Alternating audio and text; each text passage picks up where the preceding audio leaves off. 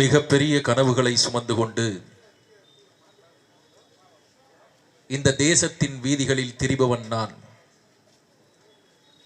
என்னால் அந்த கனவுகளை நிறைவேற்றுவதற்கு கிடைக்கக்கூடிய எந்த வாய்ப்பையும் தவறவிட முடியாது. நான் ஏதேனும் வாய்ப்புகளை அலட்சியம் செய்தால்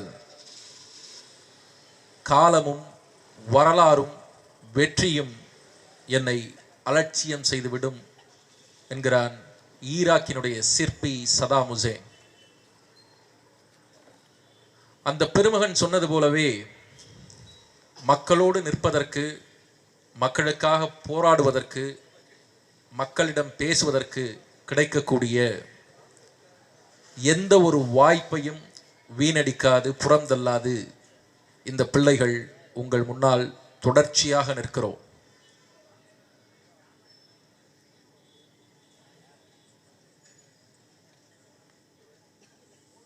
ஒப்புயர்வற்ற பொது உடைமைவாதி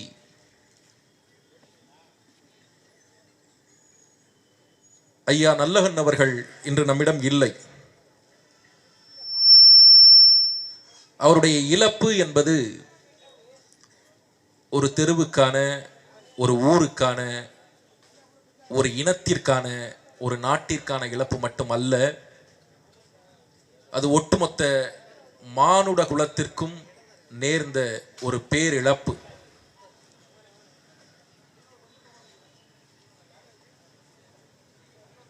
வாழ்வதற்கே போராடக்கூடிய மக்கள் நிறைந்து வாழக்கூடிய இந்த நிலத்தில் போராடுவதற்காகவே வாழ்ந்தவர் எங்கள் ஐயா நல்லகன் அவர்கள். 1924 பிறந்து 2026 101வது வயதில் இயற்கை எய்தியிருக்கிறார். அவர் வாழ்ந்தது பெருவாழ்வு. அவர் சந்திக்காத போராட்டங்கள் இல்லை, பங்கு பெறாத போராட்டங்கள் இல்லை, உழைக்காத நாட்கள் இல்லை. தன் குடும்பத்தாரோடு செலவழித்ததை விட இந்த சமூகத்தோடும் மக்களோடும் கட்சி பணிகளிலும் அவர் செலவழித்த நேரம் என்பது மிக மிக அதிகம். அதுபோன்ற ஒரு மனிதர் இந்த நிலத்தினுடைய மக்கள் சமத்துவத்தை நோக்கி நடைபோட, பாட்டாளி வர்க்கம் முன்னேற, உழைக்கிற மக்களுக்கு எல்லாமும் கிடைக்க தொடர்ச்சியாக போராடினார். கோவில் நுழைவு போராட்டம், இந்திய சுதந்திர போராட்டம், தாமிரபரணி மீட்பு போராட்டம், செருப்பணிந்து நடக்கிற போராட்டம். அவர் வாழ்நாளில் பல முக்கியமான போராட்டங்கள் உண்டு. அந்த பெருமனிதன் தன் வாழ்நாள் முழுவதும் வருத்தப்பட்டு சொன்ன செய்தி என்னவென்றால், இந்த தமிழ் இனம் பண்பாட்டாலும் மொழியாலும் கூடி வாழ்கிற உணர்வாலும் சிறந்தது. அதே சமயம் இதற்குள்ளாக இருக்கக்கூடிய சாதிய உணர்வுகளால் அது தாழ்ந்தது. தமிழ் சமூகம் ஒரு நாகரிகமான உரையாடலின் மூலம் தங்களுக்குள்ளாக இருக்கக்கூடிய சாதிய உணர்வுகளை தோளிரித்து கொள்ள வேண்டும் என்று அவர் விரும்பினார். வர்க்கம் எப்படி இந்த நிலத்திற்குள்ளாக ஒரு யதார்த்தமோ அதுபோல சாதியும் ஒரு யதார்த்தம் என்று அவர் போதித்தார். அந்த பெருமகன் இந்த நிலத்திற்குள்ளாக விட்டு சென்ற பணிகளை அவருடைய பிள்ளைகள் தொடர்வோம். அவர் கண்ட கனவை, அவர் கொண்ட லட்சியத்தை, அவர் செய்த முயற்சிகளை எங்களுடைய கனவுகளாக ஆக்கி கொண்டு தொடர்ச்சியாக இனத்தின் நலன், நாட்டின் நலன், மக்கள் நலன் என்கிற பாதையில் முன்னேறுவோம். ஐயா நல்லகன் அவர்களுக்கு பிரபாகரன் பிள்ளைகளின், அண்ணன் சீமானின் தம்பி தங்கைகளின் வீர வணக்கம். தோழர் நல்லகன் அவர்களுக்கு எங்களின் செவ்வணக்கம். அந்த பெருமனிதனின் நினைவு, அந்த பெருமனிதனினுடைய வாழ்க்கை தமிழ் தேசிய இனத்தின் வரலாற்றில் என்றென்றும் பொன் எழுத்துக்களால் பொறிக்கப்படும். மதிப்பிற்குரியவர்களே, ஒரு மகா பெரிய மாநாட்டினை நடத்திவிட்டு இந்த பிள்ளைகள் இந்த பொதுக்கூட்டத்தை ஒருங்கிணைத்திருக்கிறோம். சாதாரண மாநாடு அல்ல, லட்சக்கணக்கான மக்கள் அணிதிரண்ட ஒரு மாநாடு. அந்த மாநாட்டினுடைய காணொளிகளை நீங்கள் வலைக்காட்சிகளில், தொலைக்காட்சிகளில், சமூக வலைதளங்களில் பார்க்க முடியும். அந்த மாநாடு மிகுந்த நேர்த்தியோடும் ஒழுங்கோடும் நடந்தது. கிட்டத்தட்ட லட்சக்கணக்கான மக்கள் கூடி கலைந்த போதும் ஒரு சிறு அசம்பாவிதம் கூட இல்லை. 90-95% நெகிழி பயன்பாடு இல்லை, பிளாஸ்டிக் பயன்பாடு இல்லை. தண்ணி போத்தல்கள் கொடுப்பதை நாங்கள் ஊக்குவிக்கவில்லை, மாறாக அத்தேவரிய இடத்தில் குழாய்களை பதித்து அதன் மூலமாக எங்களுடைய மக்களுக்கு தண்ணீரை வழங்கினோம். எங்களுடைய குருதி கொடை பாசறை முகாம்கள் அமைத்திருந்தார்கள், மருத்துவர்கள் இருந்தார்கள், செவிலியர்கள் இருந்தார்கள். அங்கே வந்திருந்த பொதுமக்கள், நம்முடைய உறவுகள் தங்கள் இரத்தத்தை, தங்கள் குருதியை தானமாக கொடுத்தார்கள். அதேபோல குப்பைகளை சேகரிப்பதற்காக, அந்த இடம் குப்பையாகிவிடக் கூடாது என்பதற்காக குப்பை சேகரிக்கக்கூடிய அமைப்புகளை நாம் ஏற்படுத்தி இருந்தோம். அந்த மேடையில் தமிழகத்தின் 234 தொகுதிகளிலும் போட்டியிடக்கூடிய வேட்பாளர்களை அண்ணன் சீமான் அவர்கள் ஒரே நேரத்தில் அறிவித்தார்கள்.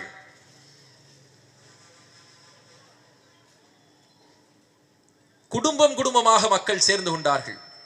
ஜனத்திரளாக, தமிழ் தேசிய பெரும் பரப்பாக, மக்கள் கூட்டமாக, லட்சக்கணக்கான மக்கள் திரண்ட அந்த கூட்டத்திலே நீங்கள் புகைப்படங்கள் கிடைத்தால் பாருங்கள், எத்தனை குழந்தைகள் பங்கு கொண்டது, எத்தனை குழந்தைகள் மகிழ்ச்சியோடு இருந்தது. அந்த பிஞ்சு முகத்தில் எழும்புகிற புன்னகை, உயருகிற குழந்தைகளுடைய கைகள் ஒரு கொள்கைக்காக உயர்ந்தது. ஒரு புதிய தலைமுறை ஒரு கொள்கையை ஏற்று நகரத் தொடங்கி இருப்பதற்கான சாட்சியமாக அந்த கைகள் உயர்ந்தது. மதிப்பிற்குரியவர்களே, அந்த மாநாட்டிலே, மேடையிலே அண்ணன் செந்தமிழன் சீமான் அவர்கள் அறிவித்தார்கள், இந்த நிலத்திற்குள்ளாக இனி திராவிடத்திற்கும் இந்திய தேசியத்திற்கும் எதிராக தமிழ் தேசியம் மிக தீவிரமாக எழுந்து நிற்கிறது, களம் காண்கிறது. இனி தமிழர் நிலத்திற்குள்ளாக இந்திய தேசியத்திற்கு எதிராக, திராவிட தேசியத்திற்கு எதிராக தமிழ் தேசியம் தன்னுடைய போரை தொடங்குகிறது. இந்த நிலத்திற்குள்ளாக இத்தனை ஆண்டு காலமும் இந்த மண்ணையும் மக்களையும் ஏமாற்றி சுரண்டி பிழைத்து மிக தீவிரமாக இந்த மக்கள் மீது ஒரு ஒடுக்குமுறையை ஏற்படுத்திய ஏவிவிட்ட இந்த திராவிட சித்தாந்தத்தை நொறுக்குவதற்காக தமிழ் தேசியம் எழுந்து வருகிறது என்று பிரகடனப்படுத்தினார். மதிப்பிற்குரியவர்களே, நாம் சிந்தித்து பார்க்க வேண்டும். இந்த நாட்டிற்குள்ளாக நம் எல்லோருக்கும் வாக்குரிமை உண்டு. தேர்தல் தான் ஜனநாயகத்தினுடைய நுழைவாயில். வாக்குரிமை தான் அடிப்படை. ஒரு ஜனநாயக நாட்டினுடைய எஜமானர்கள் மக்கள்தான். மக்கள்தான் தங்களுடைய அரசை தீர்மானிக்கிறார்கள். ஐநா அவையினுடைய ஒரு பிரகடனம் 1948 இயற்றப்பட்ட ஒரு பிரகடனம் என்ன சொல்கிறது என்றால், இந்த நிலத்திற்குள்ளாக உலகத்தில் மக்களின் ஆணைக்கு இணங்க உருவாகின்ற அரசுதான் மக்களாட்சி அரசு என்று சொல்கிறது. மக்கள்தான் அரசமைப்பில் பிரதானமானவர்கள். எல்லாமும் மக்களிடமிருந்து, வாக்காளர்களிடமிருந்து, உங்களிடமிருந்து தான் தொடங்குகிறது. ஆனால் அது தெரியாத மக்கள், தங்களுடைய வாக்குரிமையினுடைய வலிமையை புரிந்து கொள்ளாத மக்கள் தங்கள் கைகளிலே இருக்கிற வாக்கு சீட்டை வைத்து என்ன செய்ய முடியும் என்று தெளிவற்ற மக்கள் தொடர்ச்சியாக இந்த நிலத்திற்குள்ளாக தவறான ஒன்றை தேர்ந்தெடுத்துக் கொண்டே இருக்கிறார்கள். மதிப்பிற்குரியவர்களே, நாங்கள் உங்களிடத்திலே சொல்கிறோம், ஒரு நல்லது ஒரு கெட்டது, இரண்டில் நல்லதை தேர்ந்தெடுக்கக்கூடிய வாய்ப்பு நமக்கு எப்பொழுதும் இருந்தது இல்லை. நமக்கு வாய்த்தது இரண்டுமே கெட்டது. இந்த இரண்டையுமே புறந்தள்ள வேண்டும், குப்பை தொட்டியில் தூக்கி போட வேண்டும் என்பதுதான் மிகச்சரியான அரசியல் நிலைப்பாடாக இருக்க முடியும். இங்கே பேசியவர்கள் குறிப்பிட்டார்கள், பக்கத்து தொகுதியிலே ஒரத்தநாட்டிலே வைத்திலிங்கம் அவர்கள் திமுகவிலே இணைந்திருக்கிறார். நான் அந்த தொகுதியை சார்ந்தவன். கிட்டத்தட்ட 30-40 ஆண்டுகளுக்கு மேலாக ஒரத்தநாடு தொகுதியினுடைய திமுக காரர்கள் அத்தனை பேரும் வைத்திலிங்கத்தை எதிர்த்து அரசியல் செய்திருக்கிறார்கள். ஆனால் அந்த வைத்திலிங்கம் இன்று திமுகவில் சேர்ந்தவுடன் அதே வைத்திலிங்கத்திற்கு சேவகம் செய்கிறார்கள். 30 ஆண்டுகளுக்கு மேலாக மிக தீவிரமாக உழைத்து மக்களோடு நின்று ஒரு சீட்டு கிடைக்காதா இந்த தொகுதியிலே என்று எதிர்பார்த்து கொண்டிருந்த அத்தனை திமுக காரர்களுடைய கனவிலும் மண் விழுந்து விட்டது. சம்பந்தமே இல்லாமல் அவர்கள் நம்மிடம் வந்து புலம்புகிறார்கள். இந்த திமுக காரனுடைய நிலை இருக்கிறதே, ஆதியிலே பிரிட்டிஷ் காலத்திலே நம்முடைய மக்களை அடிமைகளாக தேயிலை தோட்டங்களுக்கு வேலைக்கு எடுத்து சென்றார்கள். அடிமைகளாக, கொத்தடிமைகளாக. முறையான ஊதியம் கிடையாது, வசதி கிடையாது, வாய்ப்புகள் கிடையாது, எதுவுமே கிடையாது. அங்கிருந்து வெளியேவும் வர முடியாது. அது போன்ற ஒரு இருட்டு வாழ்க்கை தான் தேயிலை தோட்டங்களிலே வேலை பார்த்த மக்களுக்கான வாழ்க்கை. அந்த வாழ்க்கையை விட கோரமாக, கொடூரமாக இருக்கிறது தமிழ்நாட்டில் திமுக காரனுடைய வாழ்க்கை.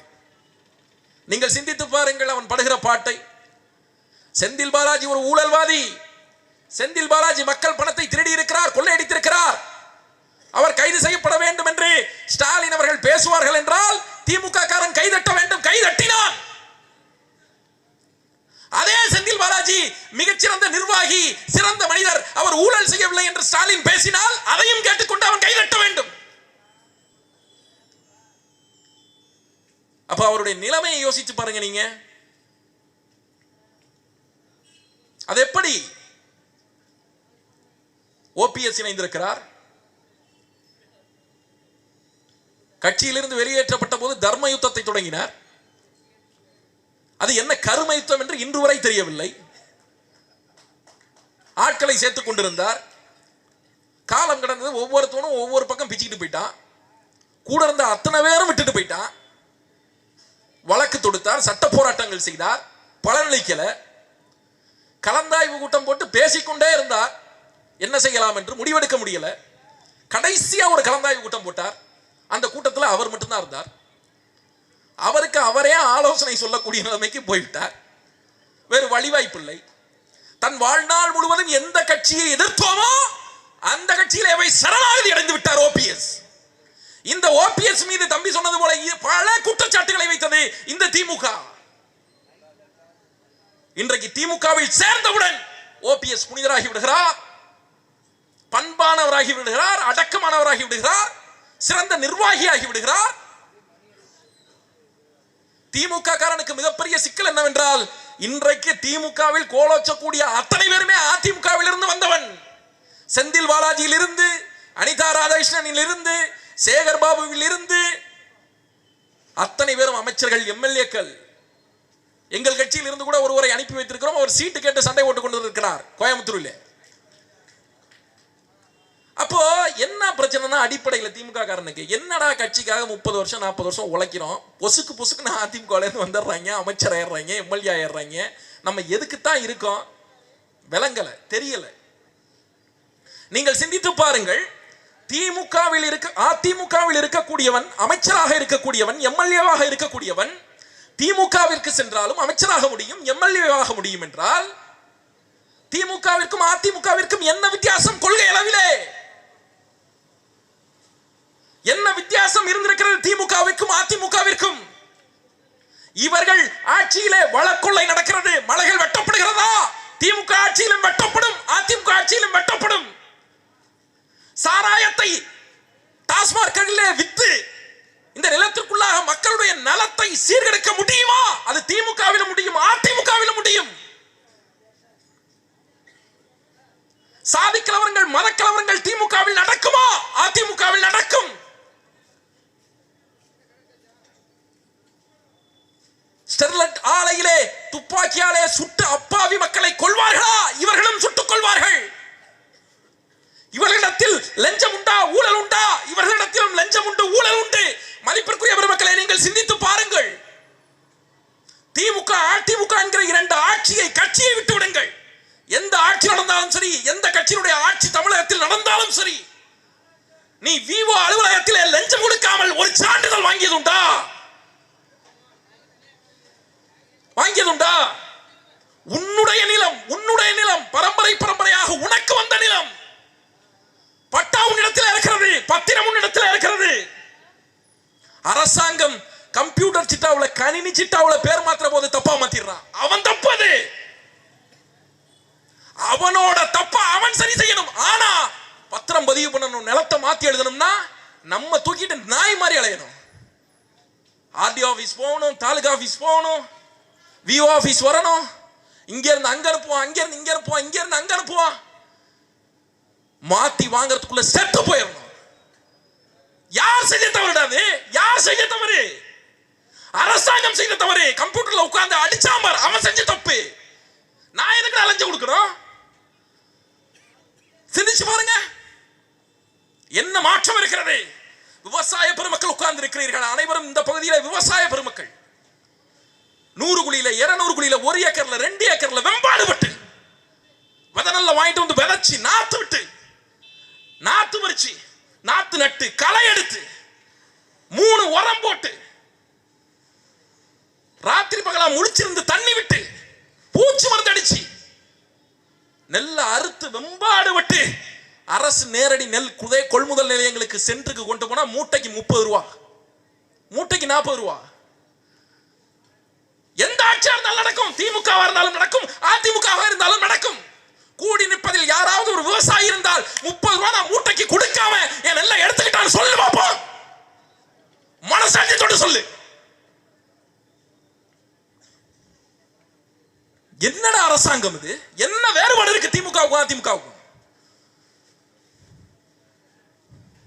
கும்பகோணத்தில் ஒரு அரசு பள்ளிக்கூடம், வாத்தியாருங்க 2 நாளைக்கு முன்னாடி வாத்தியாருங்க ஸ்பெஷல் கிளாஸ்ல 7 மாணவிகள் ஸ்பெஷல் கிளாஸ் அட்டன் பண்ணி இருக்கிறாங்க. அந்த நேரத்தில் அந்த மாணவிகளிடத்துல தப்பா நடந்துக்கிட்டு வாத்தியாருங்க அழுது கதறி அந்த மாணவிகள் வெளியில ஓடி வருது. அந்த மாணவியை கூப்பிட வந்த அவங்க அப்ப தகப்ப அந்த பள்ளி வாசல்ல புள்ள ஓடி வரத பார்த்துட்டு பதறலாம். என்னடா நாடு இது?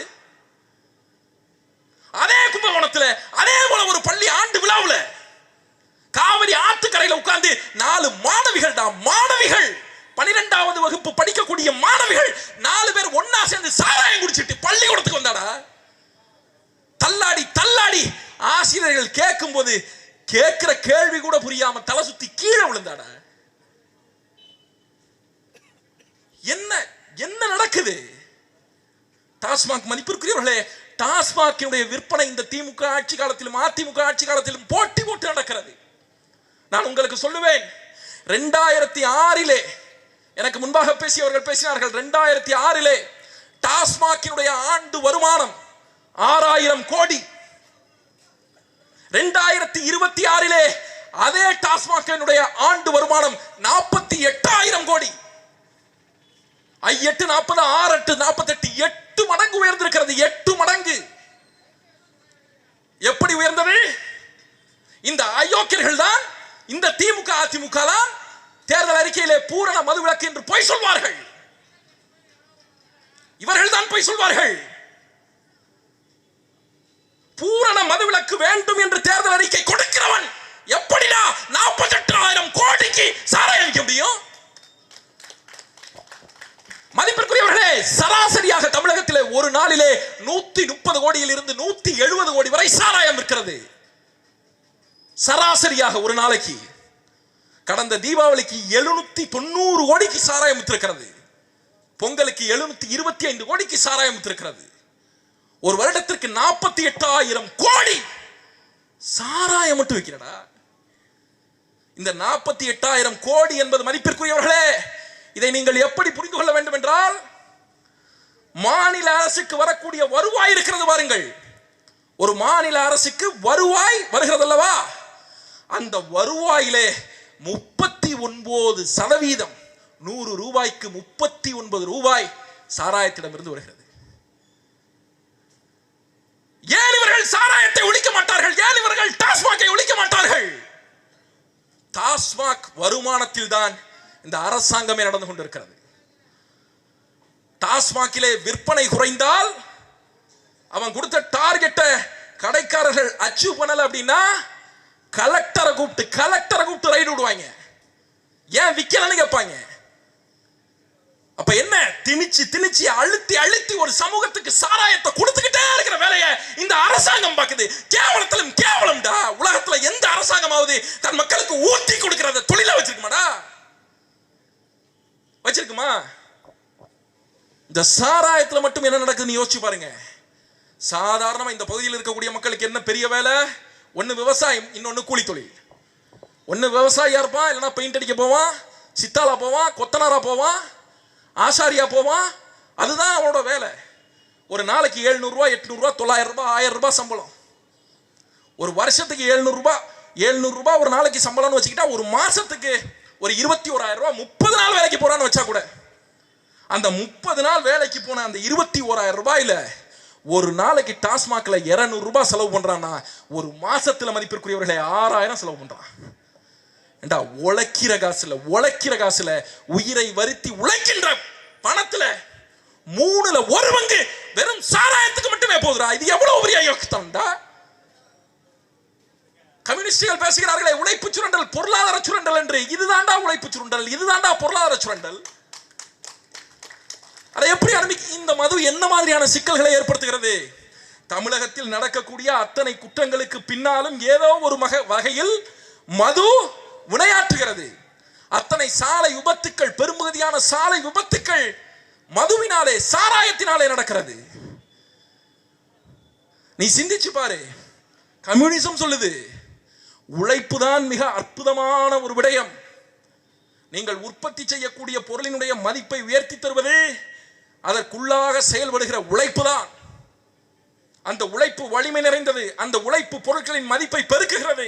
அதுதான் உழைப்பு சக்தியினுடைய சிறப்பு என்று கம்யூனிசம் சொல்கிறது. மதிப்பிற்குரியவர்களே, இந்த தாளிலே இருந்து உழைப்பை எடுத்து விட்டால் இது வெறும் கூழ். இதிலிருந்து உழைப்பை எடுத்து விட்டால் அது வெறும் மரம். மரத்திலிருந்து உழைப்பை எடுத்து விட்டால் வெறும் விதை.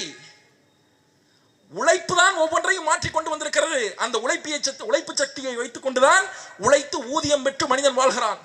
இந்த சாராயம் என்ன செய்து தெரியுமா? இவர்கள் கொடுக்கிற இந்த கேவலங்கட்ட சீப்பான, மக்களுக்கு கேடு விளைவிக்கக்கூடிய உபாதைகளை கொண்டு வரக்கூடிய இந்த கேவலங்கட்ட சாராயம் என்ன செய்து தெரியுமா? ஒருவன் உழைக்கிற காலத்திலே அவன் தொடர்ச்சியாக மது அருந்துவான் என்றால் 30-35 வயசுல அவங்கிட்ட இருந்து உழைப்பு சக்தி எடுத்துருது. 35 வயசுல முடிஞ்சு போயிருது அவனுடைய வாழ்க்கை. வெயில்ல நின்னா சுடுதும்பா, வெயில்ல வந்தா மயக்கம் வருதும்பா, தண்ணி அடிக்காம இருக்க முடியாது, கை நடுக்கும், கால் நடுக்கும், அவன் வாழ்க்கை ஒட்டுமொத்தமாக வீணா போகும். சிந்திச்சு பாருங்க. இதே பட்டுக்கோட்டையில எத்தனை ஃபெர்டிலிட்டி சென்டர் யோசிச்சு பாருங்க. கருத்தரிப்பு மையம் எத்தனை இருந்தது ஒரு காலத்துல? 20 வருஷத்துக்கு முன்னாடி, 25 வருஷத்துக்கு முன்னாடி எத்தனை கருத்தரிப்பு மையம் இருந்தது? இன்னைக்கு ஏன் இவ்வளவு இருக்கு? குழந்தை பிறக்கலடா. ஏன் பிறக்கல? இந்த சாராயத்தினால பிறக்கல. சந்ததி எழுதுறா, சந்ததி எழுது. இவர்கள் எப்படி சாராயத்தை நிறுத்துவார்கள்? மதிப்பிற்குரியவர்களே, டாஸ்மாக்ல விற்கப்படுகிற சாராயம் அரசிற்கு 48,000 கோடி ரூபாய் வருவாயை கொடுக்கிறது. சரி, இந்த டாஸ்மார்க்கிற்கு சாராயம் வருகிறது, அது எங்கிருந்து வருகிறது? இதே அரசியல்வாதிகள் நடத்தக்கூடிய சாராய ஆலைகளில் இருந்து வருகிறது. பக்கத்திலே கூட டிஆர் பால் நடத்தி கொண்டிருக்கிறார் சாராய ஆலை. சிந்திச்சு பாருங்க.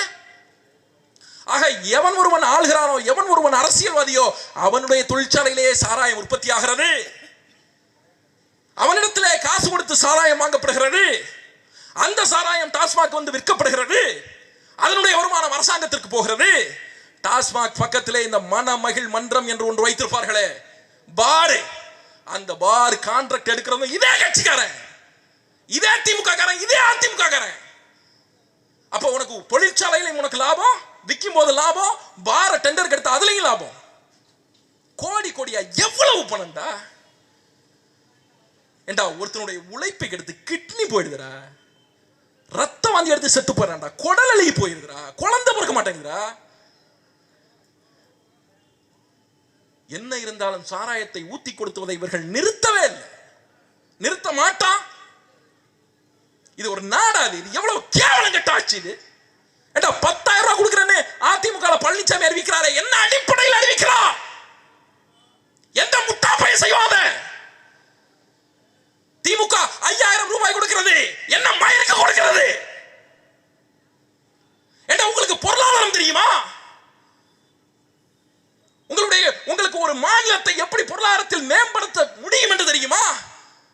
இந்த இலவசமாக கொடுக்கிற பணங்கள் எல்லோர் கைகளிலும் இன்னும் 10 ஆண்டுகளில் திருவோடை ஏந்த வைத்து விடும் என்று உங்களுக்கு தெரியுமா? நாஸ்தி ஆயிருண்டா நாடு. எனக்கு முன்பே பேசியவர்கள் சொன்னது போல, சுதந்திர இந்தியாவிலிருந்து 2021 வரைக்கும் 70 ஆண்டு காலம் அரசினுடைய கடன் 4.5 லட்சம் கோடி. இந்த 5 ஆண்டுகளில் அரசினுடைய கடன் 5.5 லட்சம் கோடி, மொத்தம் சேர்த்து 10 லட்சம் கோடி. 10 லட்சம் கோடி தமிழ்நாடு அரசு கடன் வைத்திருக்கிறது. இந்த கடனை பற்றி கேள்வி கேட்டால், தமிழ்நாடு திட்டக்குழு இணை இயக்குனர் ஒரு மடையா இருக்கான், ஜெயரஞ்சன் அவன் பேரு. அவன்லாம் திட்டம் போட்ட அந்த நாடு விளங்குமாடா? ஜெயரஞ்சன் பேசுகிறார், என்ன சொல்றார்? கடனை பத்தி உங்களுக்கு என்ன அக்கறை? கடனை பத்தி மக்களுக்கு என்ன அக்கறை? யாரு? ஒரு அரசு அலுவலர். நீங்க ஏன் கவலைப்படுறீங்கன்னு கேட்கிறான். நாங்க கவலைப்படாம யாரா கவலைப்படுவது? கடனை பற்றி யார் கவலைப்படுவது? பொருளாதாரத்தின் பொது விதிக்கே எதிரானது இவர்கள் பேசுவது. பிரின்சிபல்ஸ் ஆஃப் பினான்ஸுக்கே, பப்ளிக் பினான்ஸுக்கே எதிரானது இவர்கள் பேசுறது. ஒரு நாட்டின் குடிமக்களுக்கு தன் நாடு எவ்வளவு கடன் வைத்திருக்கிறது, ஏன் வைத்திருக்கிறது என்று கேட்பதற்கு உரிமை இருக்கிறது. கடன் வாங்கு, நான் தப்புன்னு சொல்லல, எல்லாரும் கடன் வாங்குறான். ஆனா அந்த கடனை நீங்கள் எதற்காக பயன்படுத்துகிறீர்கள்? எதற்காக?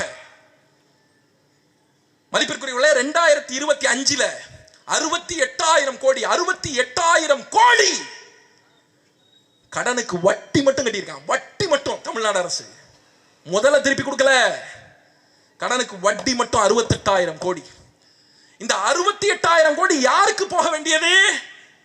இதே ஒரத்த நாடு, இதே பட்டுக்கோட்டை, இதே பாப்பா நாடு, இதுல இருக்கிற கிராமங்கள், இது போல தமிழகம் முழுவதும் இருக்கக்கூடிய கிராமங்களில் அந்த கிராமங்களை மேம்படுத்துவதற்கு, அங்கே இருக்கக்கூடிய ஆரம்ப சுகாதார நிலையங்களை மேம்படுத்துவதற்கு, ஆத்துக்கு படிதுறை கட்டுறதுக்கு, மகப்பெரு மருத்துவமனைகள், குழந்தை விட்டுக் கொள்ளக்கூடிய மகப்பெரு மருத்துவமனைகளை தரம் உயர்த்துவதற்கு ஒதுக்கப்படுகிற நிதிடா அது. 68,000 கோடி வட்டி மட்டும் கட்டியிருக்காங்க. சிந்திச்சு பாருங்க.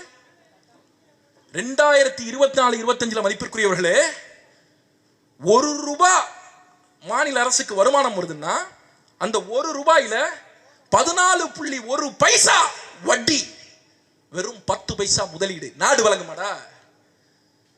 முதலீட்டு செலவு, மூலதன செலவு, கேபிட்டல் எக்ஸ்பெண்டிச்சர். பணம் எப்படி உற்பத்தியாகும்? மதிப்பிற்குரியவர்களே, ஒரு தனியார் நிறுவனம் பணத்தை உற்பத்தி செய்வது போல ஒரு அரசாங்கம் உற்பத்தி செய்ய முடியாது. அதுக்கு அந்த மாதிரி எந்த வாய்ப்பும் கிடையாது. அரசாங்கத்திற்கு பணம் வர வேண்டும் என்றால் அதற்கான பிரைமரி சோர்ஸ், முதன்மையான வருமான மூலம் மக்களிடமிருந்து பெறப்படுகிற வரிதான். நீங்களும் நானும் சேர்ந்து கட்டுகிற வரிதான்.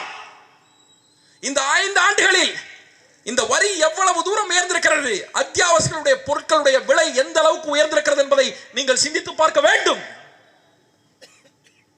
சொத்து வரி உயர்ந்திருக்கா? உயர்ந்திருக்கு.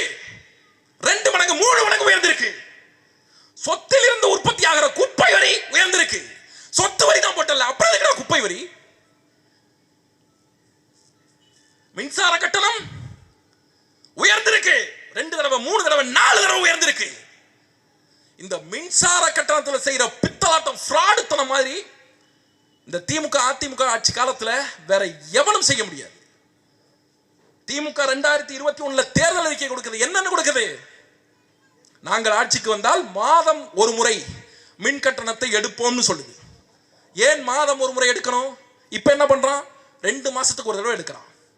எத்தனை யூனிட் இலவசம்? 100 யூனிட் இலவசம். 100 யூனிட்டுக்கு மேல போனா பணம் கட்டணும். அந்த பணத்தை எப்படி கட்டணும்?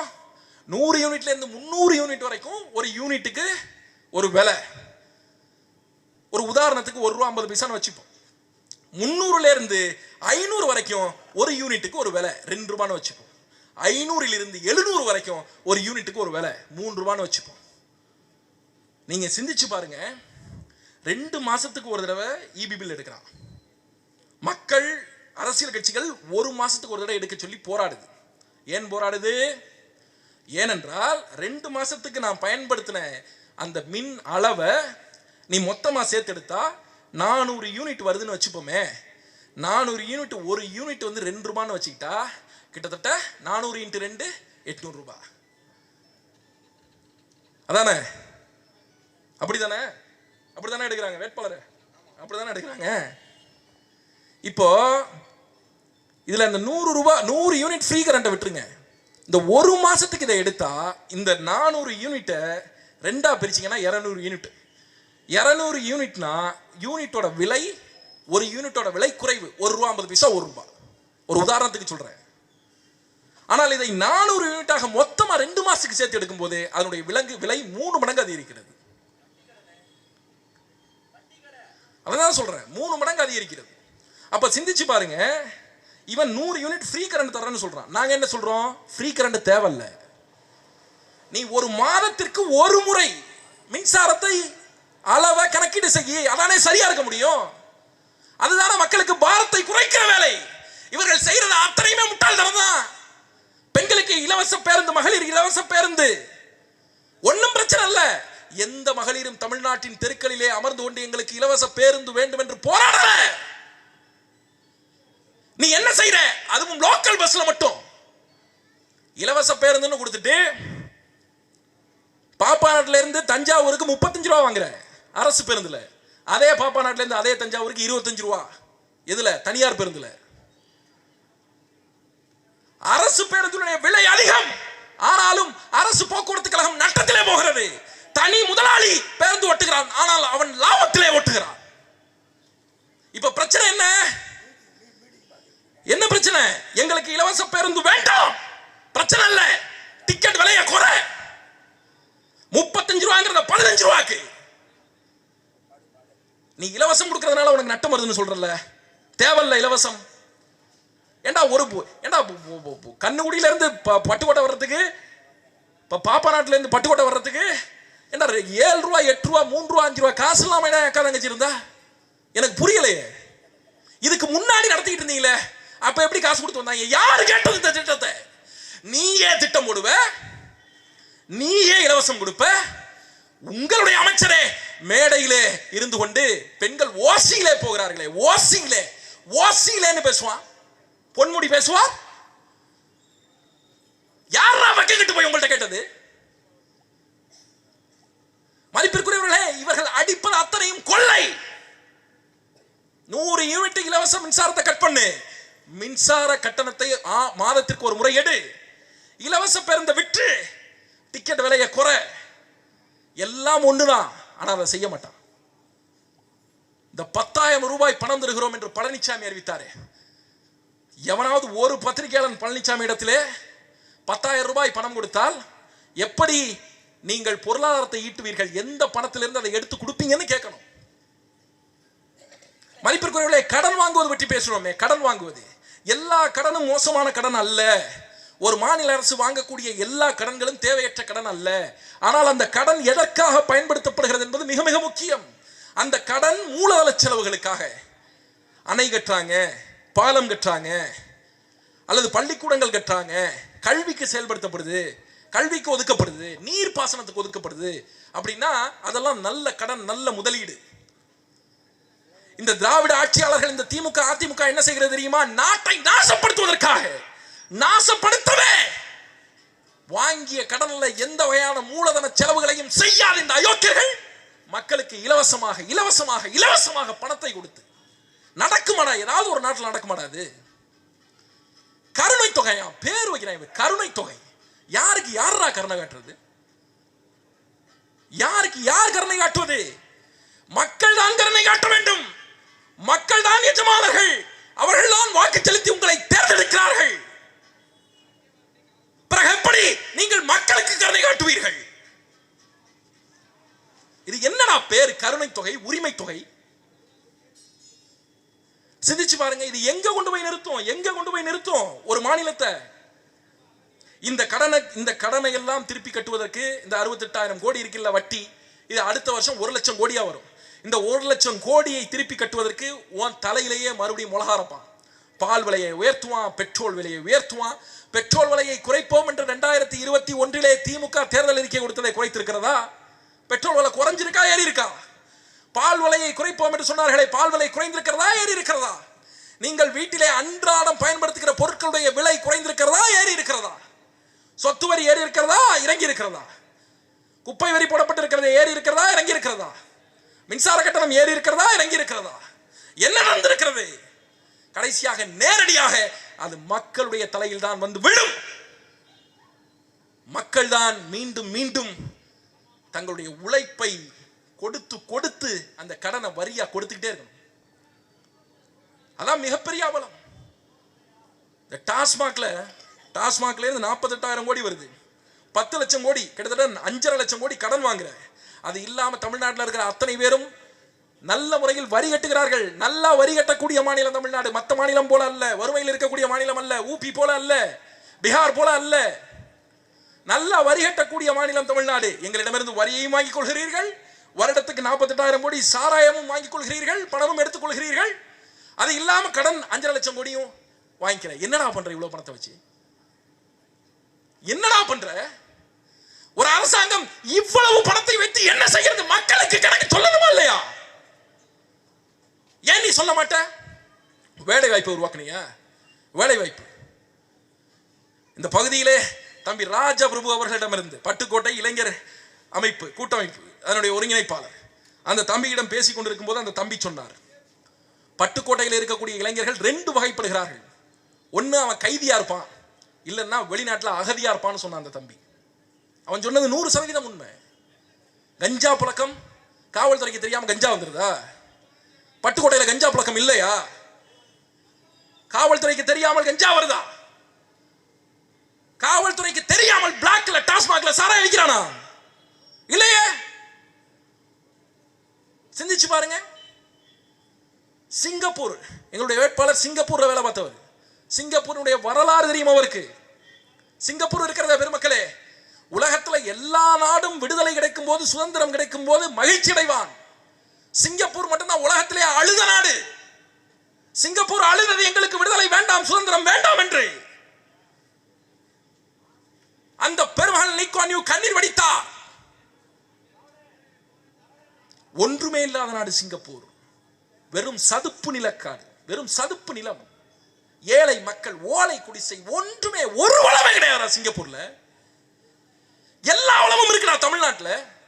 காடு வளம், கனிம வளம், சென்னையில தொடங்கி கன்னியாகுமரி வரைக்கும் ஆயிரக்கணக்கான கிலோமீட்டர் கடற்கரை, கடல் வளம், மீன் வளம், மணல் வளம், தாது மணல் வளம், மலை வளம், மனித ஆற்றல், 8 கோடி மக்கள், எல்லா வளமும் இருக்கு தமிழ்நாட்டில். ஆனாலும் பிச்சை எடுக்கிறான். ஒரு வளமுமே இல்லாத சிங்கப்பூர் இன்று உலகின் முன்னணி பொருளாதார நாடாக விளங்கி இருக்கிறது. என்ன காரணம்? அந்த நாட்டை கட்டி இழுத்து போனானே பெருந்தலைவன், அவன் காரணம். அவன் செத்ததுக்கு இங்கே இருக்கக்கூடிய தெருக்களிலே, பல தெருக்களிலே கண்ணீரஞ்சலி புகைப்படம் வைத்தார்கள், பதாகை வைத்தார்கள். நன்றி உணர்வு, தமிழனுக்கு நன்றி உணர்வு. ஒரு சிங்கப்பூரை மாற்றிவிட முடிகிறது. ஒன்றுமில்லாத சிங்கப்பூரை இந்த நாடு எல்லா வளமும் இருந்து இன்றும் பிச்சை எடுத்துக் கொண்டிருக்கிறது. வேலை வாய்ப்பை இவர்கள் ஏற்படுத்தி கொடுத்தார்களா? சிந்திச்சு பாருங்க. இந்த மைக்ரோ பினான்ஸ் வாங்குறான் இந்த பகுதியில் இருக்கவன். சிறு சிறு இந்த ஈக்விடாஸ் அது இதுன்னு சிறு சிறு நிறுவனங்கள்ல 1,50,000 75,000 கடன் வாங்குறான். கடன் வாங்கிட்டு வாரத்துக்கு ஒரு தடவை கட்டணும். வாரத்தில் 7 நாள் தான். ஆனா இவன் 8 பணம் கட்டுறான். அந்த பினான்ஸ்காரன் வாசலுக்கு வண்டி எடுத்துட்டு வந்தானா வீட்டுக்குள்ள போய் ஒளிஞ்சிக்கிறான். இல்லைன்னு சொல்லுன்றான் வீட்டில் யார்ட்டையாவது. அவன் ரொம்ப நேரம் நின்று பார்க்குறான், ஆரன் அடிக்கிறான், என்னென்னமோ பண்ணுறான். இல்லைன்னா அவன் கிளம்பி போயிடுறான். மறைஞ்சு மறைஞ்சு வாழ்றான், பணம் கட்ட முடியலை. அத்தனை பேர் சிங்கப்பூர் மலேசியா கிளம்பி போகிறான். எப்படி போகிறான்? கடன் வாங்கிட்டு போகிறான். சரி, போயிட்டு என்ன பண்ண? போயிட்டு திரும்பி வண்டி என்ன பண்ண? சம்பாரிச்சு அந்த கடனை அடைச்சேன். எது? கடனை வாங்கி கடனை அடைக்கிறதுக்காக சிங்கப்பூர் மலேசியா போகிறது. சரி, மைக்ரோ ஃபைனான்ஸால இவ்வளவு சுரண்டல் நடக்குது. மக்கள் அதாவது உழைக்கணும், சம்பாதிக்கணும், அதுல ஒரு பகுதியை கடன் கட்டணும். அதுதான் மனித வாழ்க்கை. இந்த பகுதியில் என்ன பண்றாங்கன்னா கடன் கட்டுறதுக்காகவே வேலைக்கு போறாங்க, கடன் கட்டுறதுக்காகவே சம்பாதிக்கிறாங்க. எப்படிடா வாழ்க்கை உருப்படும்? இவ்வளவு பெரிய நிதி சிக்கல் இருக்கிறதே இந்த பகுதியினுடைய மக்களுக்கு. இதை உருப்படியாக மாற்றுவதற்கு, வேறு வேலை வாய்ப்பை உருவாக்குவதற்கு, மக்களுடைய பொருளாதாரத்தை மேம்படுத்துவதற்கு, அதற்குத்தானே சிந்திக்கணும். திமுக 5000 ரூபாய் பணம் கொடுக்குது. ஏதோ கோடைகால சிறப்பு தொகைன்னு 2000 ரூபாய் சேர்த்து கொடுக்குறான். எதுக்குன்னு கேள்வி கேட்கணும். ஆனா மக்களிடத்துல கேள்வி இல்லை, அவன் வாங்கிக்கிறான். ஏன் வாங்குறான்? அதிமுக கருணை தொகை கொடுக்குதே 10,000. எதற்கு கருணை தொகை? இந்த ஆட்சியில மக்கள் அவதிப்பட்டாங்க, அல்லல் பட்டாங்க, அதனால அவங்களை சரி பண்றதுக்காக ஒரு நிவாரணமாக கருணை தொகை கொடுக்கிறோம் என்று எடப்பாடி பழனிசாமி சொல்கிறார். மதிப்பிற்குரியவர்களே, எதனால அவன் சிரமப்பட்டான்? அவனுக்கு வேலை இல்லை, அதனால சிரமப்பட்டான். எதனால அவன் சிரமப்பட்டான்? அவனுக்கு பொருளாதாரம் இல்லை, அதனால சிரமப்பட்டான். ஒரு ஆக்கப்பூர்வமான எதிர்கட்சி, அறிவு கொண்டு சிந்திக்கக்கூடியவர்கள், உண்மையிலே ஒரு எதிர்கட்சி, மக்களுடைய நலனுக்காக யோசிக்கிறவன், அவனுக்கு வேலையை எப்படி கொடுக்க வேண்டும், அவன் பொருளாதாரத்தை எப்படி உயர்த்த வேண்டும் என்று சிந்திப்பானா? மாறாக இவன் 5000 ரூபாய் கொடுத்தா அவன் 10,000 ரூபாய் கொடுக்குறானா? இவன் எவ்வளவு பெரிய நச்சுகள், மோசமானவர்கள் என்று நீங்க சிந்திச்சு பாருங்க. இப்ப புரியாது, இப்ப புரியவே புரியாது. தொழில்கள் எல்லாம் இழுத்து மூடிட்டான். திருப்பூர்ல, கோயம்புத்தூர்ல ஏன் இழுத்து மூடிட்டான்? வரி அதிகமாயிடுச்சு. யாருக்கு? சிறு குறு தொழில்கள் செய்கிறார்களே அவர்களுக்கு, எம்எஸ்எம்இ. அவன்லாம் யாரு? நடுத்தர வர்க்கத்தை சேர்ந்தவன், உழைச்சி முதல் தலைமுறையா மேல போய் நிறுவனத்தை தொடங்குறவன். வரி அதிகமாயிடுச்சு. வரி அதிகமானதுனால என்ன ஆயிடுச்சு? அவன் புது யூனிட் ஓபன் பண்ண மாட்டாங்கிறான், புதுசா மக்களை வேலைக்கு எடுக்க மாட்டாங்கிறான். அவன்கிட்ட வேலைக்கு போறது யாரு? விளிம்பு நிலையில் கிராமப்புறங்களில் இருக்கக்கூடிய மக்கள். இதே திருப்பூருக்கு, இதே கோயம்புத்தூருக்கு போறான வேலைக்கு. அப்ப என்ன நடக்குது? அவனுக்கு டாக்ஸ் அதிகப்படுத்துற. எதுக்கு டாக்ஸ் அதிகப்படுத்துற? இவனுக்கு இலவசம் கொடுக்கறதுக்கு. அவன் என்ன பண்றான்? ஆள் எடுக்க மாட்டாங்கிறான். யார் வேலைக்கு எடுப்பான்? இவனை வேலைக்கு எடுப்பான். அப்ப இவனுக்கு வேலையும் கிடையாது, பொருளாதாரத்தை எடுத்துக்கொள்வதற்கு வேற வாய்ப்பும் கிடையாது. அவனை ஒன்றுக்கு உதவாதவனாக, கையாளாகாதவனாக மாற்றுகிறது இந்த திராவிட அரசுகள். எந்த திட்டமும், எந்த தொலைநோக்கு பார்வையும் இவர்களுக்கு கிடையாது. சொரண்டிக்கணும். மக்கள்கிட்ட காசு கொடுத்து என்ன அயோக்கியத்தனம் செய்தாலும் காசு கொடுத்தால் மக்கள் வாக்கு செலுத்தி வருவார்கள் என்கிற மிதப்பு. சிந்திச்சு பாருங்க. இல்லைன்னா இத்தனை அயோக்கியத்தனங்களையும் செய்துவிட்டு இந்த திமுக, அதிமுக இத்தனை கொலையை, கொள்ளையை, கனிமவள சுரண்டலை, ஆற்றுமணல் கொள்ளையை, நாசகர திட்டங்களை மண்ணுக்குள் கொண்டு வருவது உட்பட, பாலியல் சீண்டல்கள் உட்பட. இங்க வேட்பாளர் பேசினார். என்ன பேசினாரு? அதாவது தமிழ்நாட்டில் சென்னை உயர்நீதிமன்றத்துக்கு பக்கத்துல டாஸ்மாக் ஊழியர்கள் போராடுறான். யாரு? டாஸ்மாக் கடைகளில் ஊழியர்களாக வேலை பார்க்கிறார்களே அவர்கள் போராடுகிறார்கள். நான் அந்த போராட்டத்துக்கு போய் பேசுறேன். அவனுடைய வாழ்க்கை துயரமாகவும் துன்பமாகவும் ஒன்றுக்குமே செய்ய முடியாத ஒரு அளவில் இருக்கிறான். டாஸ்மாக்ல வேலை பார்க்கறன்னு தான் பேரு. அவனுக்கு பஞ்சப்படி கிடையாது, பயணப்படி கிடையாது, வீட்டு வாடகைப்படி கிடையாது. ஒரு குறிப்பிட்ட தொகை தான் கொடுப்பான். அதை தாண்டி டாஸ்மாக்ல இபி மீட்டர் அதிகமாக ஓடுச்சுன்னா பணத்தை இவன் கட்டணும். சாராய லோடு டாஸ்மாக்கு வருதுன்னா லோடுக்கு பணம் இவன் கட்டணும். 22 வருஷம் 21 வருஷமா வேலை பார்க்கறான். இன்ன வரைக்கும் நிரந்தர பணி கிடையாது, பென்ஷன் கிடையாது. அவனால ஒரு வண்டி வாங்குறதுக்கு கூட லோன் போட முடியாது, ஒரு வீடு கட்டுறதுக்கு லோன் போட முடியாது, எந்த வாய்ப்புமே இல்லை. ஆனா அவன் தான் மதிப்பிற்குரியவர்களை அரசாங்கத்துக்கு அதிகமாக சம்பாரிச்சு கொடுக்குறான். இந்த நாட்டில் யார் போராடுறா? டாஸ்மாக் ஊழியன் போராடுறான். ஒருத்த நாடு கல்லூரியில பேராசிரியர்கள் போராடி கொண்டிருக்கிறார்கள். நாடு முழுவதும் ஆசிரியர்கள் போராடுகிறார்கள், விஏஓக்கள் போராடுகிறார்கள். யாரு? துப்புரவு பணியாளர்கள் போராடுகிறார்கள், செவிலியர்கள் போராடுகிறார்கள். எல்லோரும் ஒரு நாட்டுக்குள் எல்லோரும் போராடுகிறார்கள். எதுக்காக போராடுறான்? இத்தனை பேரும் எதற்காக போராடுகிறான்? பணி நிரந்தரம் வேண்டும் என்பதற்காக போராடுகிறான், ஊக்கத்தொகை வேண்டும் என்பதற்காக போராடுகிறான். அரசாங்கம் என்ன சொல்கிறது? இவர்களுக்கு பணி நிரந்தரம் செய்தால் இவர்களுக்கு சம்பளம் கொடுக்க வேண்டும், முடியாது என்று சொல்கிறது. பல ஆண்டுகளாக உழைத்ததற்கு ஊக்கத்தொகை இல்லை, காசு இல்லை என்கிறது அரசாங்கம். உழைத்து உழைத்தவனுக்கு இந்த நாட்டிற்காக அரசாங்கத்திற்காக உழைத்தவனுக்கு சம்பளம் கொடுப்பதற்கு காசு இல்ல. இந்த அயோக்கியர்களுக்கு இலவசம் கொடுப்பதற்கான காசு எங்கிருந்து வருகிறது? எங்கிருந்து வருவது? சிந்திச்சு பாருங்க. இது ஒரு நாடாது? இவர்கள் ஆட்சியாளர்களா? இது அரசியல் கட்சியா? இது ஒரு விசித்திரமான நாடு. மதிப்பிற்குரியவர்களே, காலையில நீங்க பார்க்கலாம், தொப்ப விழுந்திருக்கும். வயிற்றை குறைப்பதற்கு ஒரு கூட்டம் ஓடிட்டு இருக்கும். காலையில எந்திரிச்ச உடனே ஆளா பறந்து வயிற்றை நிறைப்பதற்கு ஒரு கூட்டம் ஓடிட்டு இருக்கும். பணத்தை வச்சுக்கிட்டு என்ன பண்றதுன்னு தெரியாம ஒரு கூட்டம் முழிக்கும். பணத்துக்கு என்ன பண்றதுன்னு தெரியாம ஒரு கூட்டம் முழிக்கும். வீடு இல்லாம பிளாட்ஃபார்ம்ல, தெருக்கல்ல படுத்து தூங்குற மக்கள் இருக்கிற இதே நாட்டில் தான் தான் வளர்க்கிற நாய்க்கு வீடு வச்சிருக்கிற மக்களும் இருக்கிறான். ஏன் இவ்வளவு பெரிய வித்தியாசம், இவ்வளவு பெரிய வேறுபாடு? எதனாலே? இந்த அரசினுடைய பொருளாதார கொள்கையினாலே. வருவாங்க அயோக்கியங்க, வருவாங்க. தேர்தல் வந்துருச்சு. அந்த கடையில தோசை ஊத்திட்டு இருக்கான், கல்லுலன்னா வேட்பாளர் வந்து தோசை ஊத்துவான். ஒரு அம்மா துணி துவச்சிட்டு இருக்குன்னா அந்த அம்மா எந்திரிக்க சொல்லிட்டு துணியை வந்து வைப்பான். இது பாக்குறோம்ல. கடையில மாஸ்டர் டீ போட்டுக்கிட்டு இருக்கா, அவரை இறக்கி விட்டு இவர் நின்று டீ போடுவாரு. யாரு? வேட்பாளர். நான் உங்க சாதிக்காரன், உங்க மதத்துக்காரன், உங்க ஊருக்காரன், நீங்க கும்பிடுற சாமியை தான் நாங்களும் கும்பிடுறோம். என்னென்னமா சொல்லுவாங்க. என்னென்ன சொல்லி அந்த நேரத்தில் ஓட்டு வாங்க முடியுமோ, காசு கொடுத்து ஓட்டு வாங்க முடியுமோ. மதிப்பிற்குரியவர்களே, இந்த நாட்டிற்குள்ளாக வாக்குரிமை என்பது இந்தியர்களுக்கு சர்வ சாதாரணமாக கிடைத்துவிட்டது. அதனாலே மதிப்பு தெரியவில்லை. இன்று உலகத்தை ஆண்டு கொண்டிருக்கிற அமெரிக்கா, அந்த அமெரிக்கா ஒரு காலத்தில் பிரிட்டன் இடத்திலே அடிமையாக இருக்கிறது. பிரிட்டன் அளவிலே சிறிய நாடு, அமெரிக்கா அளவிலே பெரிய நாடு, அளவிலே பெரிது, பரப்பிலே பெரிது. பிரிட்டன் ஒரு துணை கண்டம், அமெரிக்கா ஒரு கண்டம். விடுதலை உணர்வு கிளர்ந்தெழுகிறது. தாமஸ் பெயின் என்கிற ஒருவன் எழுதுகிறான் தி காமன் சென்ஸ் என்கிற ஒரு புத்தகம், சின்ன புத்தகம். அந்த புத்தகத்திலே ஒரு கேள்வி கேட்கிறான். என்ன கேட்கிறான்? பிரிட்டன் ஒரு துணை கண்டம், அமெரிக்கா ஒரு கண்டம்.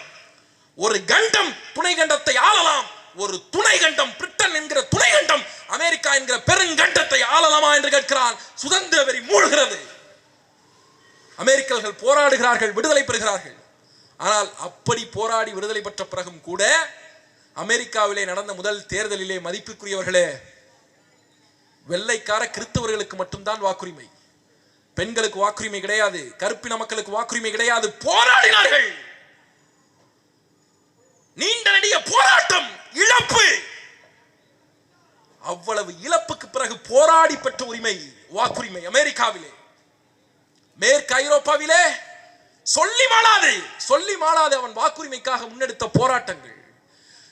நம்மை அந்த இங்கிலாந்திலே 1928 தான் பெண்களுக்கு வாக்குரிமை. வாக்குரிமை உலகத்தில் இருக்கிற எவனுக்கும் சாதாரணமாக கிடைக்கவில்லை. அதன் பின்னாலே ஒரு பாரிய நீண்ட நெடிய போராட்டம் இருந்திருக்கிறது. துரதிர்ஷ்டவசமாக அது இந்தியர்களுக்கு எளிமையாக கிடைத்து விட்டது.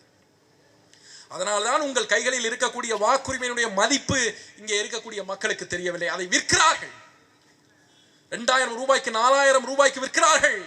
போராடி பெற்றது இது மதிப்பு மிக்கது என்று அவன் உணர்ந்ததாலே, அமெரிக்கனும் ஐரோப்பியனும் இங்கிலாந்துக்காரனும் உணர்ந்ததாலே, அவங்கிட்ட எல்லாம் காசு கொண்டு போய் வாக்கு கேட்டோம்னா செருப்பு கழட்டி அடிப்பாங்க. மதிப்பிற்குரியவர்களே, வாக்குரிமை என்பது அடிப்படை உரிமை. இந்த நாட்டிலே பேச்சுரிமை போல நினைத்த தெய்வத்தை கும்பிடுவதற்கு உரிமை இருக்கிறதே, மத உரிமை, அந்த உரிமை போல நினைத்த உடையை உடுத்துவதற்கு உரிமை இருக்கிறதே, அந்த உரிமை போல இந்த நாட்டிலே வாக்குரிமை. நான் உங்களுக்கு 2000 ரூபாய் காசு தருவேன், உடை உடுத்துவது உங்களுடைய உரிமைதான். ஆனால் நான் 2000 தருகிறேன், 4000 தருகிறேன், 5 வருடங்களுக்கு நீங்கள் ஆடை உடுத்தாமல் அம்மனமாக தெரிய வேண்டும் என்று அரசியல்வாதி சொன்னால் செருப்ப கழட்டி அடிப்பீங்களா மாட்டீங்களா? உங்களுடைய உரிமை இல்லையா அது உடை உடுத்துவது? நான் உங்களுக்கு 2000 தருகிறேன், 4000 தருகிறேன், 5 ஆண்டுகளுக்கு பேசாமல் வாயை மூடி இருங்கள், வாயிலே துணியை கட்டிக் கொள்ளுங்கள் என்று சொன்னால் செருப்பு கழட்டி அடிப்பீங்களா மாட்டீங்களா? ஏன்? பேச்சுரிமை என்பது உங்களுடைய அடிப்படை உரிமை. பேச்சுரிமை எப்படியோ, எழுத்துரிமை எப்படியோ, கருத்துரிமை எப்படியோ, உடை உடுத்துகிற உரிமை எப்படியோ, நினைத்த கடவுளை வணங்குகிற உரிமை எப்படியோ, அப்படிப்பட்ட ஒரு உரிமைதான் வாக்குரிமை.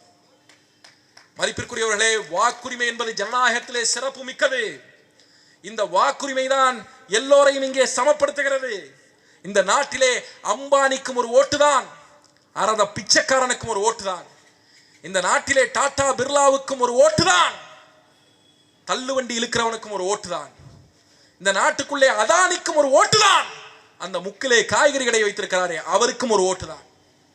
ஒரு ஓட்டுதான். ஜனநாயக நாட்டிற்குள்ளாக நாம் எல்லோரும் ஒன்று என்றுதான் எண்ணப்படுகிறோம். அவன் எவ்வளவு பெரிய கொம்பனாக இருந்தாலும், இந்த நாட்டினுடைய முதலமைச்சராக இருந்தாலும், இந்த நாட்டிற்கே பிரதமராக இருந்தாலும் அவனுக்கும் ஒரு ஓட்டுதான், உனக்கும் ஒரு ஓட்டுதான். இங்கே எல்லோரும் சமம். அதுதான் இந்த வாக்குரிமை உணர்த்துகிற விடயம். இந்த நாட்டினுடைய பிரதமர் கைகளிலே என்ன வலிமை இருக்கிறதோ அதே வலிமை வாக்குரிமை என்கிற அடிப்படையிலே உங்களிடத்திலும் இருக்கிறது. இந்த நாடு நாசமாக போவதற்கு யார் காரணம்? அந்த அரசியல் ஊழல்வாதி செய்கிறான், இந்த அரசியல்வாதி ஊழல் செய்கிறான் என்று சொல்கிறீர்களே, அந்த அரசியல்வாதிகளை தேர்ந்தெடுத்தது யார்? மதிப்பிற்குரியவர் மக்களே, தமிழ்நாட்டிற்குள்ளாக நீங்கள் தான் கக்கனை தேர்ந்தெடுத்தீர்கள். கக்கன் லஞ்ச ஒழிப்பு துறையை உருவாக்கினார். மதிப்பிற்குரியவர்களே, இந்த நாட்டுக்குள்ளே நீங்கள் தான் செந்தில் பாலாஜியை தேர்ந்தெடுத்தீர்கள். அவர் லஞ்சம் வாங்கினார், ஊழல் செய்தார். அப்ப தேர்ந்தெடுக்கக்கூடிய உரிமை யாரிடத்தில் இருக்கிறது? மக்களிடத்தில் இருக்கிறது. பார்க்கணும், மக்கள் யோசிச்சு பார்க்கணும், சிந்திச்சு பார்க்கணும். எதற்கு ஓட்டு போடுகிறோம், ஏன் ஓட்டு போடுகிறோம்? 50 ஆண்டு காலமாக இந்த திராவிட கட்சிக்கும் அனைத்து இந்திய அண்ணா திராவிட முன்னேற்றக்கும் திராவிட முன்னேற்ற கழகத்திற்கும் வாக்கு செலுத்தினோமே, என்ன மாறிவிட்டது? பட்டுக்கோட்டை கல்யாண சுந்தரம் தான் பாடினான், இந்த மண்ணினுடைய மைந்தன். ஓரமா கிழிஞ்சிருந்தா ஒட்டு போட்டு கட்டிக்கலாம், இது நடுவால கிழிஞ்சிருச்சு நாகரத்னமே, அதுவும் 4 முளை வேட்டியடி கனகரத்னமேன்னு எழுதலாம். 4 முளை வேட்டி நடுவால கிழிஞ்சா ஏதாவது பிரயோஜனப்படுமா? அதுபோல கிழிஞ்சு தொங்குது இங்கே இருக்கக்கூடிய மக்களுடைய வாழ்க்கை. ஒன்றில்ல, ஒண்ணுமில்ல. இன்னும் 10 ஆண்டுகள் கடந்தால் இந்த நாடு சுடுகாடாக மாறி போய்விடும். இந்த பட்டுக்கோட்டை அதற்கு ஒரு சாட்சி. ஏடா, ஒரத்த நாட்டுல பாதாள சாக்கடை திட்டம் வந்துட்டு, மன்னார்குடியில பாதாள சாக்கடை திட்டம் வந்துட்டு, ஒரத்த நாட்டினுடைய மக்கள் தொகை அதிகம், இங்கே இன்னும் பாதாள சாக்கடை திட்டம் வரல. என்ன பண்ண? ஏன் கொண்டு வர முடியல? கல்லூரி இருக்கா? கல்லூரி ஏன் கொண்டு வர முடியல? என்னடா செய்றீங்க? இந்த மண்ணுக்காகவும் மக்களுக்காகவும் உழைக்கக்கூடிய, இந்த மண்ணை நேசிக்கக்கூடிய, உயிரினும் மேலாக நேசிக்கக்கூடிய எங்களுடைய தம்பிமார்கள், ராஜபிரபு, நிமல், இது போன்ற இளைய பிள்ளைகளை, இந்த மண்ணையும் மக்களையும் நேசிக்கிற இளைய மனிதர்களை லாரி ஏற்றி கொண்டுவீங்களா நீங்க? நாம் தமிழர் கட்சி இருக்கிற வரை, சீமான் தம்பிகள் இருக்கிற வரை நீ செஞ்சிருவியா? நீ செஞ்சிருவியா? நீ இங்க பாரு, இந்த வேலையெல்லாம் வேற எங்கேயாவது வச்சுக்கணும். ஒருத்தன் கிளர்ந்து எழுந்து இந்த மண்ணையும் மக்களையும் காப்பாற்றணும்னு இந்த நிலத்திற்குள்ளாக, இந்த ஊருக்குள்ளாக, இந்த இனத்திற்குள்ளாக எந்த இளைஞன் எழுந்து வரானோ அத்தனை பேருக்கும் நாம் தமிழர் கட்சி பின்னாடி நிக்கும்டா, பின்னாடி நிக்கும். என்ன பிரச்சனை உனக்கு? கொள்ளடிக்க முடியல, ஊழல் செய்ய முடியல, நீராதாரங்கள் அழிக்கிற, லஞ்சம் வாங்குற, ஊழல் செய்யற, ஊரை முன்னேற்றது இல்ல. மனுஷங்களா நீங்க எல்லாம்? ஒரு கவிஞன் தான் எழுதினான், பெருமக்களே, வாக்காளன் மிகச் சாதாரணமாக ஒரு மனிதனை மந்திரியாக்கி விடுகிறான். ஒரு வாக்காளன் மிகச் சாதாரணமாக ஒரு மனிதனை மந்திரியாக்கி விடுகிறான். ஆனால் எவ்வளவு முயன்றாலும் ஒரு மந்திரியை மட்டும் மீண்டும் மனிதனாக்க முடியவில்லை என்று எழுதுகிறார். மனுஷங்களா? சிந்திச்சு பாருங்க. இந்த அவலங்கள் அனைத்தும் போகணும். இன்னும் 1000 திட்டங்கள் இருக்கு, கனவுகள் இருக்கு. எம் இனத்தை முன்னோக்கி கொண்டு வருவதற்கு தற்சார்பு பொருளாதாரம் குறித்த திட்டங்கள் இருக்கிறது, பசுமை பொருளாதாரம் குறித்த திட்டங்கள் இருக்கிறது. எல்லா திட்டங்களையும் இந்த பிள்ளைகள் மனதிலே சுமந்திருக்கிறோம், சிந்தனையிலே இருக்கிறது, செயற்பாட்டு வரைவிலே இருக்கிறது. நாம் புரட்சியாளர்கள் என்று காட்டுவதற்கு ஒரு புரட்சி செய்து காட்ட வேண்டி இருக்கிறது. பெருமக்களே, நீங்கள் உணர்ந்து கொள்ளுங்கள். யார் கெட்டவர் என்று அரசாங்கம் உங்களுக்கு சொல்கிற போது அது போர். யார் கெட்டவன் என்று மக்களே கண்டுபிடிக்கிற போது அது புரட்சி. தமிழ்நாடு ஒரு புரட்சிக்கு தயாராக வேண்டும், ஒரு புரட்சிக்கு தயாராக வேண்டும். இது சரிபட்டு வராது. ஒட்டுமொத்த இனமே 2009 அழிந்து ஒழிந்தது. காப்பாற்ற வேண்டிய கட்சிகள் ஒன்றுமில்லாமல் கையை பிசைந்து கொண்டு நின்றது. போராடுகிற மக்களை சிறையிலே அடைத்தது. கல்லூரிகளுக்கு விடுமுறை விட்டதை, விடுதலை அடித்து இழுத்து பூட்டியது. ஒட்டுமொத்த இனமும் செத்து விழுகிற போது ஒன்றும் செய்ய முடியாத கையாளாகாமல் நின்ற பிள்ளைகள் தான் தமிழகத்தின் தனித்தனியாக தெருக்களிலே தீக்கன்றுகளாக எரிந்து கொண்டிருந்த பிள்ளைகள் தான் வேறு வழிவாய்ப்பு இல்லாமல் இவர்களிடத்திலே நாட்டை கொடுத்தால் நீ விளங்காது என்று சொல்லி ஒன்றாக சேர்ந்து சிறுக சிறுக சிறுக சிறுக சிறுக சிறுக கட்டி எழுப்பிய அமைப்புதான் நாம் தமிழர் கட்சி. நாங்கள் செய்தோம் இதை. மண்ணுக்காகவும் மக்களுக்காகவும் போராடக்கூடிய அத்தனை பேரும் இங்கே முக்கியமானவர்கள். எங்களோடு இணைந்திருங்கள். இந்த பட்டுக்கோட்டை சட்டமன்ற தொகுதியினுடைய வெற்றி வேட்பாளராக என்னுடைய மதிப்பிற்குரிய அண்ணன் கண்ணன் அவர்கள், பொறியாளர் கண்ணன் அவர்களை உங்களிடத்திலே அறிமுகம் செய்கிறோம். மதிப்பிற்குரியவர்களே, மிக வெளிப்படையாக சொல்கிறேன், இவர் ஏவியேஷன் இண்டஸ்ட்ரி என்று சொல்லக்கூடிய விமானப்படையிலே வேலை பார்த்தவர். ஒரு மாதத்திற்கு 7 to 10 லட்சம் ரூபாய் சம்பளம். உலகின் 15 நாடுகளுக்கு மேலாக பணியாற்றி இருக்கிறார். உலகின் பல நாடுகள் அவருடைய வரவுக்காக காத்திருக்கிறது. பல எம்என்சிஸ், பல சர்வதேச நிறுவனங்கள் இவரை மீண்டும் வேலைக்கு அழைப்பதற்கு எவ்வளவோ முயற்சி செய்தார்கள். முன்பே சொன்னது போல பிஆர் கிடைத்தது சிங்கப்பூரிலே. சிங்கப்பூரில் பிஆர் கிடைப்பது அவ்வளவு ஒன்றும் சாதாரணமான விடயம் அல்ல. அதை உதறிவிட்டு இந்த மண்ணுக்காக வந்திருக்கிறான். ஏன் கண்ணன் அவர்கள் வர வேண்டும்? ஏற்றுக்கொண்ட தத்துவம் அப்படி, தலைமை அப்படி. 1 கோடி எரிமலை அடைகாத்த பெரு நிரப்பு தமிழ் தேசிய இனத்தின் பெரும் சிறப்பு எங்கள் தேசிய தலைவன் பிரபாகரன் இருக்கிறாரே. நான் உங்களுக்கு ஒன்று சொல்லுவேன் மதிப்பிற்குரியவர்களே, விடுதலை புலிகள் களத்திலே நின்ற காலத்திலே உலகின் 54 நாடுகளில் அங்கீகரிக்கப்பட்டு விடுதலை புலிகள் இயக்கம் உண்டு. அதை தாண்டி பல நாடுகளில் விடுதலை புலிகள் இயக்கம் உண்டு. இறுதி கட்டம் 2009 களத்திலே நிற்கிறான் எங்கள் தலைவன். நீங்கள் பார்த்திருப்பீர்கள், அந்த சின்னஞ்சிறிய சிறுவன் பாலச்சந்திரன் எங்கள் குலத்தினுடைய இளவரசன். அவன் நெஞ்சிலே தோட்டா தாங்கி விழுந்து கிடந்த படத்தை நாம் எல்லோரும் பார்த்திருப்போம். எங்கள் தலைவன் நினைத்திருந்தால், நம் தலைவன் நினைத்திருந்தால், உலகின் 54 நாடுகளில் ஏதோ ஒரு நாட்டிலே 24 மணி நேரத்திலே தன் பிள்ளையை அனுப்பி வைத்திருக்க முடியும். ஆனால் களத்திலே நிற்கிற கடை கோடி வீரனும் எப்படி தன் குடும்பத்தோடு நிற்கிறாரோ அதுபோலவே நானும் நிற்க வேண்டும் என்று நினைத்தான். சுத்த வீரன் பிரபாகரன், சுத்த வீரன். அந்த சுத்த வீரனின் வழி எங்கள் அண்ணன் சீமான் அவர்களுடைய வழி. தமிழ் தேசிய கொள்கையை ஏற்று இந்த பகுதியினுடைய வேட்பாளராக ஐயா கண்ணன் அவர்களை நிறுத்தி இருக்கிறோம். வெளிப்படையாக சவால் விடுகிறோம். அரசியல் மாறுகிறது, நூற்றாண்டுகள் மாறுகிறது. இதே ஒரு மேடையை பட்டுக்கோட்டையிலே பொதுவிலே அமைப்போம். எங்கள் கட்சியினுடைய வேட்பாளர் கண்ணனும் வரட்டும், எந்த கட்சியில் எந்த வேட்பாளரும் வரட்டும். மக்கள் முன்னால் நேருக்கு நேராக அரசியல் பேசுவோம். தர்க்கத்திலே, திட்டத்திலே, அரசியல் அறிவிலே எங்களுடைய வேட்பாளர் பொறியாளர் கண்ணன் அவர்களை நீங்கள் வென்று விட்டீர்கள் என்றால் நான் வேட்புமனுவை வாபஸ் வாங்கிறேன். மதிப்பிற்குரியவர்களே, இன்னும் எத்தனை ஆண்டு காலத்துக்கு எங்களை புடம்போட்டு பார்க்க போகிறீர்கள்? 16 ஆண்டுகள் ஓடிவிட்டது. இன்னும் எத்தனை ஆண்டு காலத்திற்கு எங்களை நிரூபிப்பதற்கு நாங்கள் தீக்குளித்துக் கொண்டே இருக்க வேண்டும்? இன்னும் எத்தனை ஆண்டு காலத்திற்கு? இந்த நாடு சுடுகாடாக மாறுவதற்குள் இந்த பிள்ளைகளை நீங்கள் ஆதரியுங்கள். உங்கள் பிள்ளைகள் உங்களுக்காக உழைப்பதற்காக அத்தனை வழிதாங்கி துயர் தாங்கி களத்திலே நிற்கிறோம். இந்த பிள்ளைகளுடைய உழைப்பை நீங்கள் அங்கீகரிக்க வேண்டும். அதுதான் மிக முக்கியமானது. புதிதாக கட்சி தொடங்கி வருவார்கள். அந்த கட்சியில தலைவனுக்கும் ஒன்றும் தெரியாது, பொதுச் செயலாளருக்கும் ஒன்றும் தெரியாது. தன் கட்சியின் தலைவன் 3-4 தொகுதியில நிப்பான்னு பேசிட்டு இருப்பான். 2 தொகுதிக்கு மேல நின்னா பிடிச்சி உள்ள வச்சிருவாங்க. கட்சியினுடைய அங்கீகாரத்தை ரத்து பண்ணிடுவாங்க. 117 இடம் ஜெயித்தால் அவர் முதலமைச்சராகி விடுவார் என்று பேசுவார்கள். 118 இடம் ஜெயிக்கணும். எத்தனை இடம் ஜெயிக்கணும், எத்தனை தொகுதிகளில் போட்டியிடணும், எது ஒன்றுமே தெரியாதவர்கள். மதிப்பிற்குரியவர்களே, தாவேகாவினுடைய அரசியலை, விஜயினுடைய அரசியலை எதிர்ப்பதற்கு எங்களிடத்திலே வலிமையான காரணங்கள் இருக்கிறது. அது வெறுப்பு மட்டும் அல்ல. நாம் தமிழர் கட்சிக்காரனாக நாங்கள் தாவேகாவை எதிர்க்கவில்லை. ஒரு நாம் தமிழர் கட்சிக்காரனாக நான் விஜயை எதிர்க்கவில்லை. இந்த மண் மீதும் மக்கள் மீதும் அக்கறை கொண்ட ஒரு அரசியல்வாதியாக நான் எதிர்க்கிறேன். என்ன காரணம்? 1000 முரண்பாடுகள் இருக்கலாம், மனமாச்சரியங்கள் இருக்கலாம், என்ன வேண்டுமானாலும் இருக்கலாம். ஆனால் இந்த நிலம் இவ்வளவு ஆண்டு காலம் உருண்டோடி வந்திருக்கிறது என்றால், இந்த நிலத்தில் ஒரு அரசியல் பதப்படுத்தப்பட்டிருக்கிறது என்றால், மனமாச்சரியங்கள் தாண்டி அண்ணாவினுடைய உழைப்பு அதிலே அடங்கும். சாதாரண உழைப்பல்ல. பெரியாருடைய உழைப்பு அதிலே அடங்கும். ஐயா ராமதாஸ் அவருடைய உழைப்பு அதிலே அடங்கும். அண்ணன் திருமாவளவனுடைய உழைப்பு அதிலே அடங்கும். எம்ஜிஆருடைய உழைப்பு அதிலே அடங்கும். ஜெயலலிதாவினுடைய உழைப்பு அதிலே அடங்கும். 1000 குறைநிறைகள் உண்டு. நாங்கள் அவர்களை தூக்கி நினைக்கிறோம், உண்மைதான். ஆனால் இவர்கள் அத்தனை பேரும் சந்தித்த போராட்டங்களும் அதில் கண்ட வெற்றியும் அது வழி நடத்தியதும் தான் தமிழகம். இதற்கு பின்னால் ஒரு அரசியல் உழைப்பு இருக்கு. நான் கட்சி தொடங்குறேன், மக்களுக்காக போராடுறேன், வாக்கு வாங்குறேன், முதலமைச்சர் ஆகிறேங்கிறது ஒரு வகை. நான் கட்சி தொடங்கி முதலமைச்சர் ஆகிறேன் என்பது ஒரு வகை.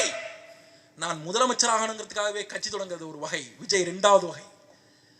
எந்த தகுதியும் கிடையாது, எந்த தகுதியும் கிடையாது. இந்த நாடு அவர்கள் கைகளிலே சிக்கினால் நாசமாக போகும். மதிப்பிற்குரியவர்களே, நாசமாக போகும். எந்த அறிவுமற்றவர்கள் மீண்டும் திரைக்கவர்ச்சிக்குள்ளாக போய் இந்த இனம் சிக்கிக்கொள்ள கூடாது என்பதிலே விழிப்போடு இருங்கள். மீண்டும் மீண்டும் சொல்கிறோம், இந்த பிள்ளைகளுடைய அரசியலை அங்கீகரியுங்கள், ஆதரியுங்கள். உங்கள் பிள்ளைகள் உங்களை நம்பி நிற்கிறோம், உங்களிடத்திலே கேட்கிறோம். பெருவாரியான வாக்குகள் வித்தியாசத்திலே பட்டுக்கோட்டையிலே அரசியல் வரலாற்றை மாற்றுகிற விதத்திலே பட்டுக்கோட்டையிலிருந்து ஒரு வெற்றி வேட்பாளனாக உங்கள் வீட்டு பிள்ளையாக எங்கள் அண்ணன் கண்ணனை சட்டமன்றத்துக்குள்ளே அனுப்புங்கள். பட்டுக்கோட்டையினுடைய அரசியல் வரலாறு மாறும், மாற்றி காட்டுவோம். உங்கள் வாக்குகளை விவசாயி சின்னத்திலே, ஏற்கலப்பை விவசாயி சின்னத்திலே எங்கள் அண்ணன் வெற்றி வேட்பாளர் கண்ணன் அவர்களுக்கு, பொறியாளர் கண்ணன் அவர்களுக்கு வழங்குங்கள். மிக்க நன்றி.